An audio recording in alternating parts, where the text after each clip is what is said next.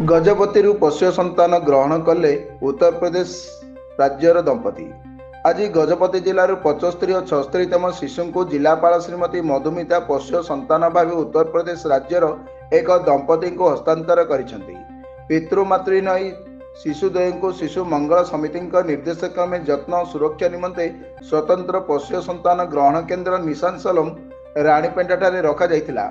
पोष्य संतान ग्रहण निमंते प्राय 2 वर्ष ऊर्ध्व समय धरी ऑनलाइन माध्यम दरखास्त दे अपेक्षा करी रहिथिबा उक्त दंपति को केंद्रीय पोष्य संतान संबल केन्द्र अनुमोदन करथिले। उपरोक्त दंपति शारीरिक स्तर में शिशुद्वय को पसंद करी नेबा पाई स्थिर करथिले। तापरे आवश्यक होतिबा दस्तावेज स्वतंत्र पोष्य संतान ग्रहण केन्द्र एवं जिला शिशु सुरक्षा कार्यालय गजपति प्रस्तुत करथिले। समस्त दस्तावेज को जिलापाल जांच करिबा परे आज शिशुद्वय को उक्त दंपति को हस्तांतर करथिले। हस्तांतर समय जिला शिशु सुरक्षा अधिकारी अरुण कुमार त्रिपाठी, स्वतंत्र पोष्य संतान ग्रहण केन्द्र परिचालक प्रतीश कुमार सूर्य एवं समस्त कर्मकर्ता उपस्थित रही कार्यक्रम सहयोग करथिले।